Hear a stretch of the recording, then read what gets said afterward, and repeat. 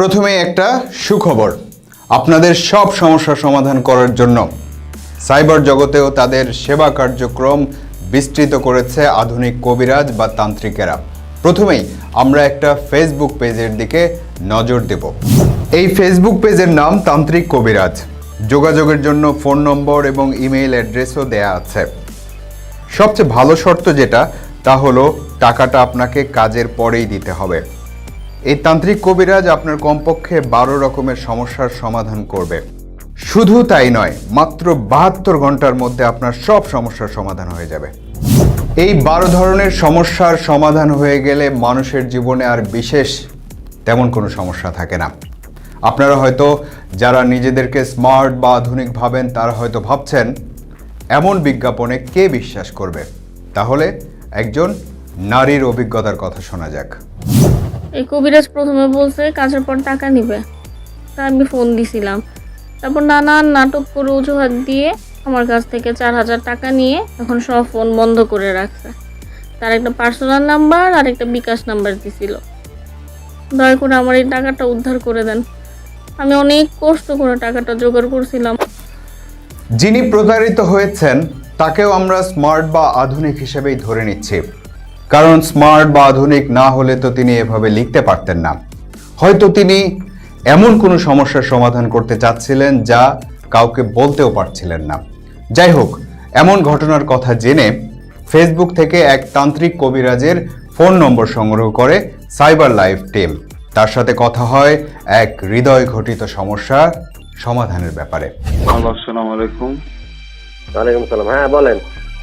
ভাইয়া, আমি তান্ত্রিক কবিতার পেজ থেকে আপনার নাম্বারটা পাইলাম। কোথা বলছেন? আমি বলতেছি যশোর থেকে। সমস্যা কি? যার সাথে কথা বললে আমার সমস্যার সমাধান হবে, আমি তার সাথে কথা বলতে চাই। তা আপনি এখন বলতেছেন কার লয় কথা?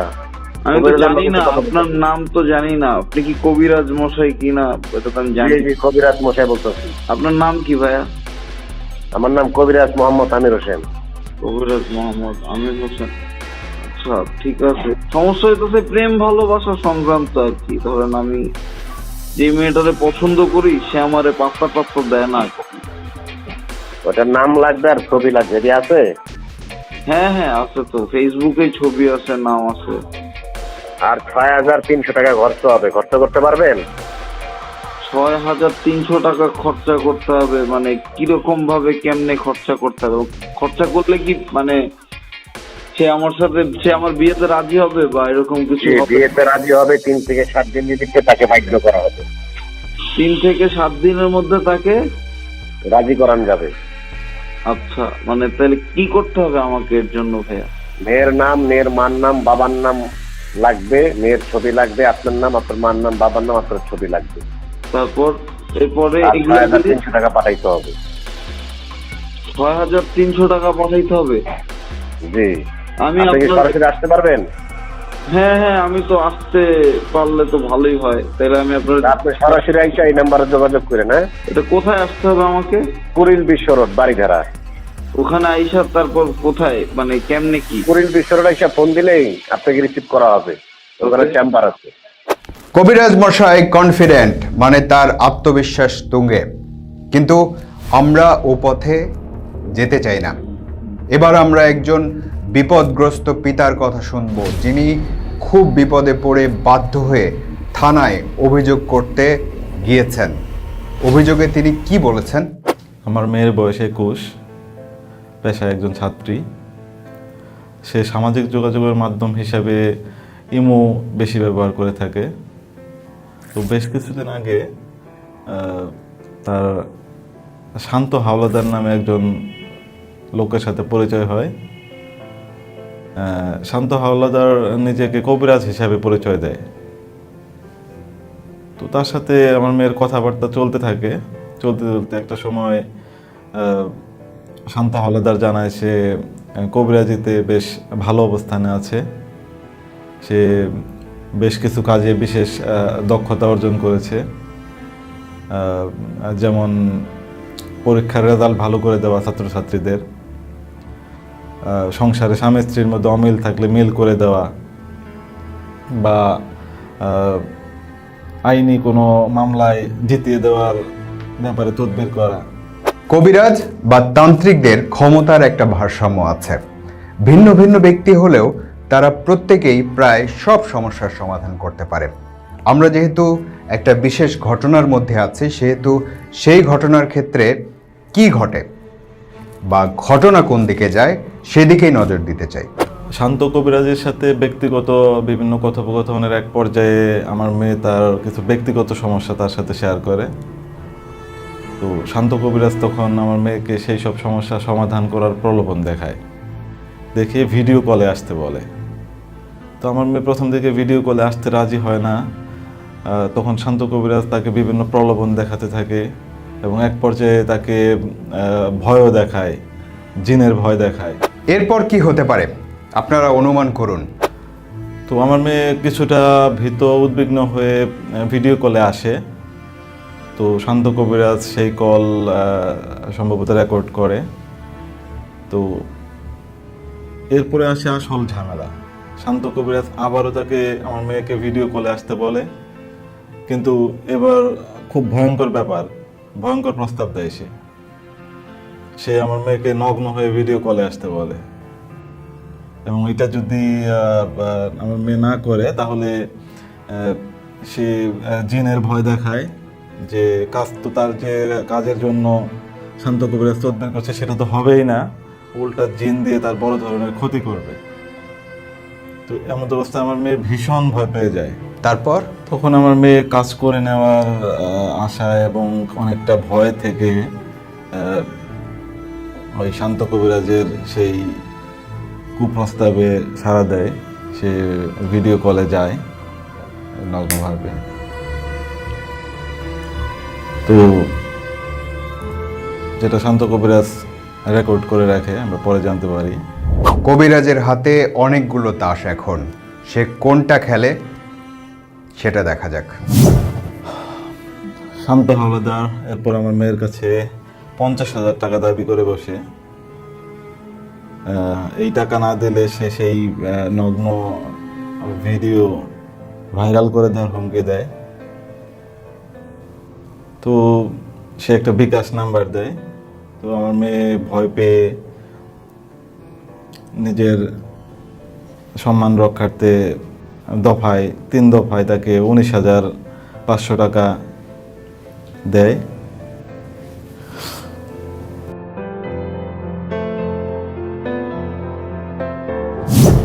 এই ঘটনা জানার পর ওই কবিরাজ শান্ত হাওলাদারকে খুঁজতে শুরু করে সাইবার লাইফ টিম। ওদিকে ঘটনা চলে যায় থানা থেকে ঢাকা মেট্রোপলিটন পুলিশের সাইবার ক্রাইম ও অপরাধ তদন্ত বিভাগে। তারাও মাঠে নামে শান্ত হাওলাদারকে ধরতে। আটক হবার আগে আগে শান্ত হাওলাদারের সাথে কথা বলতে সক্ষম হয় সাইবার লাইফ টিম। আমার নাম শান্ত, শান্ত কবিরাজ বলে চেনে সবাই। আপনার পেশা কি ছিল? আমার রিসেন্ট পেশা কবিরাজি। আমার এক গুরু আছে, তো তার সাথে আমি কিছুদিন কাজ করছি। কাজ করার পরে এই করোনার পরে নিজে শুরু করছিলাম। এটা মানুষের বিশ্বাস নিয়ে একটা খেলা। তাদেরকে তদবির দিতাম, তাদেরকে তদবির ব্যবহার করতে হতো এবং আমি তো কারো ফেস টু ফেস হতাম না। আমি তো দূরে বসেই মনে করেন তাদেরকে বলে দিতাম এরকম করেন এইগুলো। শান্ত হাওলাদারদের মতো কবিরাজ বা তান্ত্রিকের অনেক বিজ্ঞাপন আমরা দেখেছি পথে ঘাটে বা পোস্টারে, আর এখন দেখছি ফেসবুকে। মানুষের বিশ্বাস আর বিপদ নিয়ে তারা কিভাবে খেলে সেই প্রশ্ন ছিল আমাদের। আমাদের মতো অনেক লোক আছে, শুধু আমি না, আমাদের মতো মনে হয় 100 লোক আছে এরকম ঢাকার বুকে। আচ্ছা, তো আপনারা বিশ্বাসটা কিভাবে স্থাপন করেন মানুষের মধ্যে? মানুষ কেন আপনাদেরকে বিশ্বাসটা করে এবং প্রথম স্টেপটা কি থাকে? আমাদেরকে কেউ বিশ্বাস করে না। তারা বিপদে পড়ে এমনই একটা পজিশনে এসে যায়, তখন তাদের কোনো লাইন থাকে না। তখন আমরা যেটা বলি সেটাই তারা বিশ্বাস করে। বিশ্বাস করার মতো তাদের কনফিডেন্স হয়ে যায়। একটা পার্টির কাছে হয়তো আমি বললাম যে আমার কাজের জন্য 2,000 টাকা দাও, সে আমাকে 2,000 টাকা দিল। কিংবা যে কারো কাছে 10,000 চাইলাম, সে 10,000 দিতে পারলো না, সে 3,000 দিল। কিন্তু আমরা নিলাম, আমরা তাকে বই থেকে তাবিজ লিখে বুঝিয়ে দিলাম, হলে হলো, না হলে না, ওইটার দিকে আমরা আর তাকাই না। সে কিছুদিন পরে আমাদের পিছনে যার হয় সে তো ভালো বলে চলে যায়, আর যার না হয় সে তো মনে করেন গালাগালি করে যায়, কিংবা আমাদের কাছে আসে না। এইরকমই, বা সে বেশি ক্যাসাল করলে আমরা নাম্বারটা তার ব্লক করে দিলাম। এই আর গুরুর কাছ থেকে কি বিদ্যাটা যেন নিলেন? আমার যে গুরু ছিল নিখিল, তার অনেক সঙ্গভঙ্গ ছিল। জাকির, আলামিন, বাবুল, তারপর শঙ্কর নামে অনেক তার আপন ভাগ্না ছিল। অ্যাকচুয়ালি তো মেয়ে মানুষ যত কিছুই বলেন, ওরা যতটা চালাক ততটা আবার মানে নরম, ওদের প্যাচে পড়ে গেলে। তো আমার গুরু আমি দেখতাম যে সে এদেরকে বলতো, তুমি ছবি পাঠাও,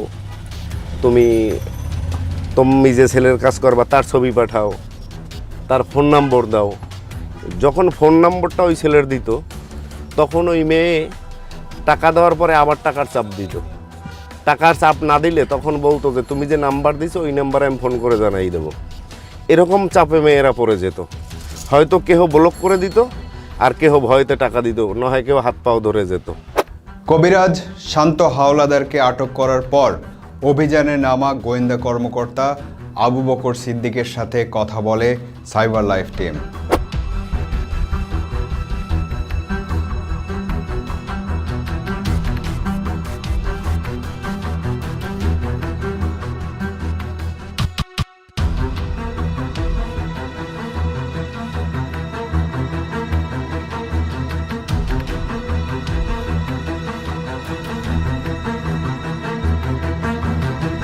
এই ব্যক্তি মূলত কবিরাজি করে। কবিরাজি পেশার অন্তরালে সে মানুষকে বিভিন্নভাবে ঠকিয়ে আসছে। সে কি টাইপের ক্রাইম করতো, বা এরকম কি আরো সংঘবদ্ধ কোনো গ্রুপ আছে কিনা?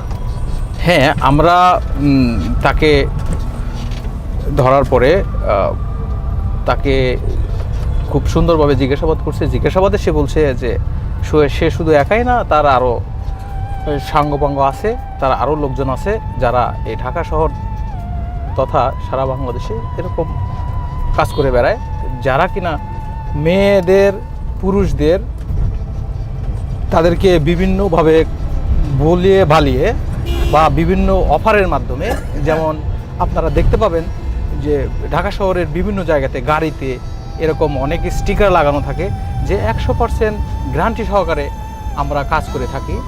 যেমন স্বামী স্ত্রীর অমিল, পরীক্ষায় পাশ করে দেওয়া, মনের মানুষকে কাছে পাইয়ে দেওয়া, জমি জমার ভেজাল ঠিক করে দেওয়া, এরকম লোভনীয় অফার দিয়ে তাদেরকে আকৃষ্ট করত এবং আকৃষ্ট করার পরে তাদের কাছ থেকে বিভিন্নভাবে বিভিন্ন কৌশলে তাদের কাছ থেকে টাকা পয়সা নিয়ে কোনো কাজই করে দিত না। আর একটু কথা আছে শান্ত হাওলাদারের, সেটাও শুনে নিতে চাই। ইমুতে হয়তো ভিডিও কলে অনেক সময় অনেকে অনেক কিছু ক্যাপচার করে নেয়। যেমন আমিও একটা মেয়েকে নিয়েছিলাম, যেটা বাস্তবতায় নেওয়ার পরে আমি কিন্তু সেটা কোনো ব্ল্যাকমেলের ভিতর নেইনি। শান্ত হাওলাদারের কথাগুলো নিশ্চয়ই আপনারা মনোযোগ দিয়ে শুনেছেন। সাইবার লাইফ টিমের কাছে বলেছে সে কোনো ব্ল্যাকমেইল করেনি, কিন্তু বাস্তবতা হলো ভিডিও ভাইরাল করে দেওয়ার ভয় দেখিয়ে 50,000 টাকা দাবি করে 20,000 টাকা পর্যন্ত ইতিমধ্যেই নিয়েছে সে। আরও আছে, ঢাকা মেট্রোপলিটন পুলিশের সাইবার ক্রাইম ও অপরাধ তদন্ত বিভাগের অনুসন্ধানে বেরিয়ে এসেছে যে শান্ত হাওলাদার তার আসল নাম নয়। তার আসল নাম রমেন হাওলাদার, বাড়ি বরগুনা জেলার পাথরঘাটা এলাকায়।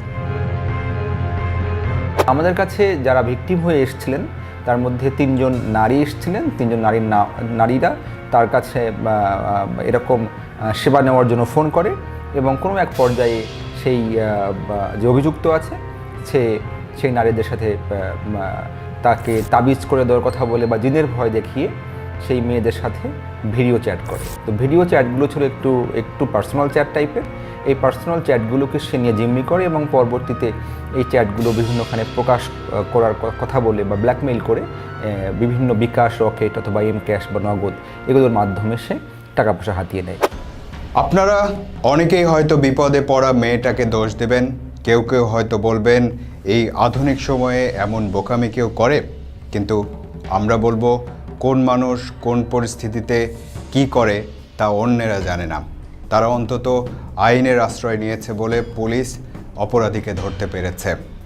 এমন অনেকেই আছে যারা সমাজ বা লোকলজ্জার ভয়ে অনেক কিছুই নীরবে সয়ে যায়। এখানে যে মেসেজটা আমি বলতে চাই যে যারা এই বিষয়ে ভিকটিম হচ্ছেন, যে আপনারা জেনে থাকবেন যে তাবিজ কবজ করার মতো যে কথাগুলো বলে যে চটকদার বিজ্ঞাপন দেওয়া হচ্ছে অনলাইনে, এই ধরনের বিজ্ঞাপন থেকে সাবধান থাকবেন, কারণ এই বিজ্ঞাপনগুলো মোস্টলি এগুলো ভুয়া হয় এবং এগুলো শুধুমাত্র প্রতারণা করার জন্য, শুধু আর্থিক প্রতারণা নয়, এগুলোর মাধ্যমে আপনি আপনার সোশ্যাল লাইফ অথবা আপনার যে পার্সোনাল লাইফ সেগুলোও বিভিন্নভাবে ক্ষতিগ্রস্ত হতে পারে। এবং এ ধরনের কোনো ইনসিডেন্টের কথা আপনাদের কানে আসলে অথবা এই ধরনের কোনো পেজের তথ্য আপনাদের কাছে আসলে অবশ্যই আপনারা পুলিশকে রিপোর্ট করবেন। আসলে ইন্টারনেটে কে কোন জাল পেতে বসে আছে সেটা বলা মুশকিল, তাই নিজেকে সামলে রাখার মন্ত্রটাই আমাদের আগে শিখে রাখা উচিত। আর ভণ্ড কবিরাজ রমেন হাওলাদার ওরফে শান্ত হাওলাদার নিজেই বলেছে 15 থেকে 30 বছর বয়সী মেয়েরাই তাদের ফাঁদে পা দেয় বেশি। তাই আপনার পরিবারে যদি এমন কেউ থেকে থাকে তাহলে তাকে সতর্ক করুন।